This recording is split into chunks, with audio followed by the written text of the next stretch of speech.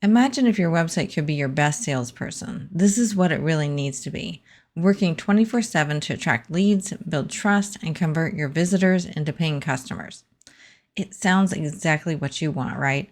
But what I really find many times is that the clients that come to me have a website that's not filling this potential. It's not being a great salesperson for them. So if you feel like your website's not being that salesperson you really want it to be, and it feels like you've just put money into a website and it didn't do what you needed it to, then this episode's for you. We're breaking down how to take your website from invisible to a great place that helps people that come to your website turn into your visitors. So let's get started. Welcome to the E-commerce Made Easy podcast. I'm your host, Carrie Saunders. When we started this business, all I had was a couch, a laptop, and a 9-month-old. My main goal? To help others. Now, with over 20 years in the e-commerce building industry and even more than that in web development, I have seen a lot. I love breaking down the hard tech into easily understandable bits to help others be successful in their online business. Whether you're a seasoned e-commerce veteran or just starting out, you've come to the right place. So sit back, relax, and let's dive into the world of e-commerce together. Welcome back to the show. Today we're talking about how to make your website go from invisible to irresistible. Your website, like I alluded to in the beginning, should be working just as hard as you do. It should be your salesperson. It should be attracting leads. It should be building trust and making sales. But many times I find that websites aren't quite doing that. They're more like a digital brochure, and they're basically an invisible part of your business. People don't really pay attention to them.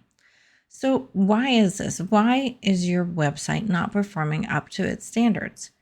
First, you might not have a clear value proposition. So if a visitor lands on your site and they can't instantly tell who you are, what you do, and who you serve, and why it matters to them, they'll likely leave right away. So we want to make sure we have a clear value proposition right away at the top of our website. We talk about above the fold on this podcast a lot. So we want to make sure right at that top of the website, it tells them who you are, what you do, and why it matters to that visitor. This should be clear, very simple, non-clever language. We also want to have our primary call to action at the top. So if you're not telling your visitors what to do next, they won't know what to do and they will likely leave. They'll get confused. So whether it's signing up for a newsletter, booking a call, or purchasing a product, if you don't let them know what to do next, then they'll just maybe browse a little bit and then move on. We need to be telling people what to do next. It's kind of like when you're driving on the road, you're looking for signs for what to do next, which way to go next. So we want to give them these road signs and what to do next on our website, because many times when we're on our website, we might be vaguely looking for information, but if we're not instructed next best steps, then we probably won't take them. We also want to make sure that our website is visually appealing. So we want to make sure our website isn't cluttered, outdated, or looks poor. We want to make sure there's plenty of white space, but not too much. There's a good balance to have here. We want places for people's eyes to land. So having that white space helps people's eyes land. And we want to make sure it's a clear visual of what you do and who you serve. We want to create a welcoming, professional, but many times we want to create a friendly website too. So work to strike that balance where it's professional, welcoming, but still, friendly to the customer so you don't look too standoffish. So look at your homepage after listening to the episode. Is your value proposition clear? Is what you do clear? Is there a strong call to action? And do your visuals aid in your professional brand that you're building in your website? So then next we want to make sure we make our website irresistible. So one thing we want to do is we want to build trust instantly on our website. We want to display testimonials, client logos, and any certifications right away that are appropriate for your niche. We want to make sure we're using professional photos too and brand visuals to make your site feel trustworthy and relatable. And those testimonials are very important. And I highly recommend when you're working with clients, when you're done working with them, or if you're a traditional e-commerce store and you've sold the product and you've shipped it, reach out and ask for those client testimonials or reviews. Many times we're super busy. We don't even think about reviewing the people we love. unless we're asked. So we want to make sure we're asking for reviews. You also might want to craft a compelling customer copy, customer-centric copy. So we want to speak directly to your ideal client. Instead of talking about features, we talk about this a lot on here, we want to talk about benefits. How does your product or service benefit them? When we're shopping online, we're shopping in a selfish manner most of the time. We're wanting to find things that help us ourselves. So you need to make sure you're speaking in a language that helps convey that to the potential customer. And you're speaking in their language, what it's going to do for them, and why should they really even care? Because if they don't have a really good reason to care or stay on the website, they're going to leave again. And then throughout your website, whenever you do have call to actions, we want to make sure they're clear, they're compelling, and very strategically placed. We want to make sure they're not clever. And if you have a really long, let's say you're a course creator or a coach, let's say you have a really long sales page. We want to make sure that that call to action is sprinkled throughout the whole long sales page. Now, if you have a traditional e-commerce site and you're selling products, we want to make sure that add to cart button is up at the top of the page for that product, as well as down at the bottom. And if your product page is really long because you have a lot of benefits we're going to show them rather than features, then make sure that you have an add to cart in the middle too, or have it follow them around, but not in an annoying way, of course. So we want to make sure when they're ready to buy, it's available for them. It's easy for them to click that add to cart or purchase your product or service. We also want to make sure we use contrasting colors to make these buttons stand out.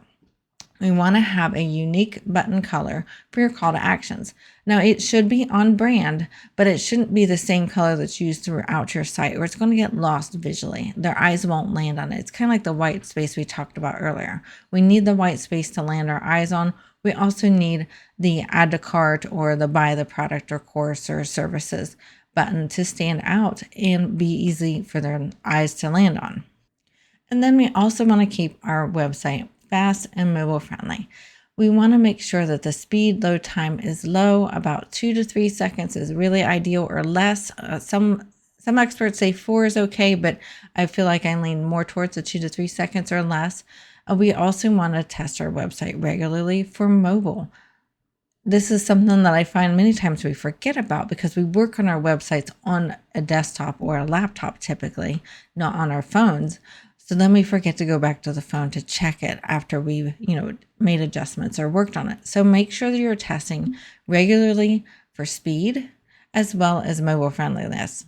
And then we also want to leverage social proof and success stories. Nothing sells your products and services better than word of mouth. So we can do that on our website too by having case studies, before and after examples, and also user-generated content like reviews are great to be persuasive to help those people who are on the fence take that next step to buy from you. And make sure you place these strategically throughout your site. If you're a traditional e-commerce site, having reviews on the product pages is ideal.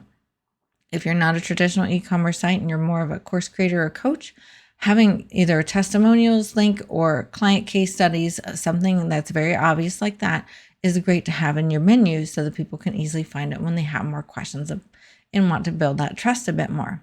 So we want to be implementing these and look through these when you're done with this podcast episode to see if you're touching each of these points well.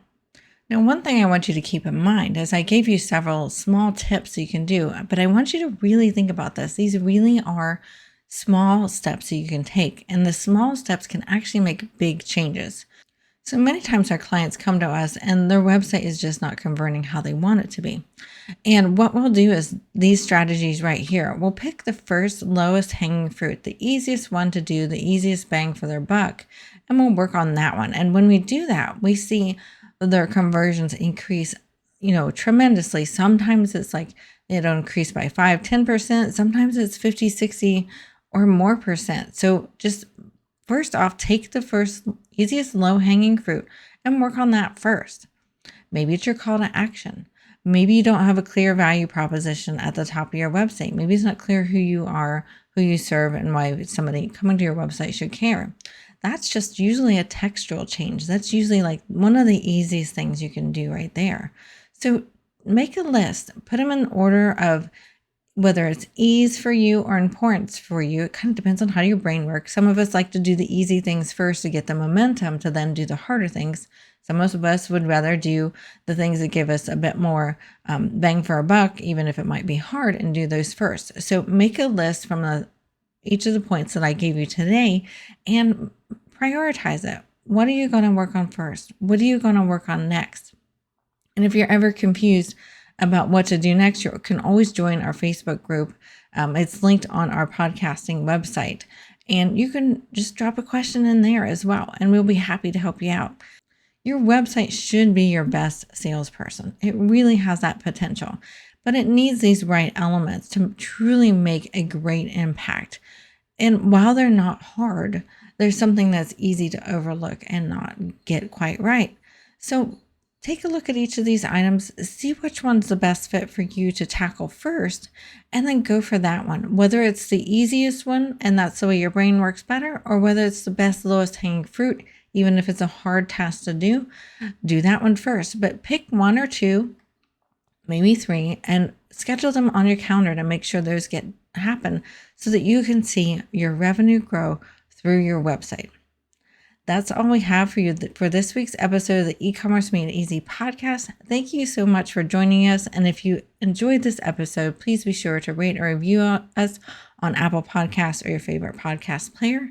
And we will see you next week.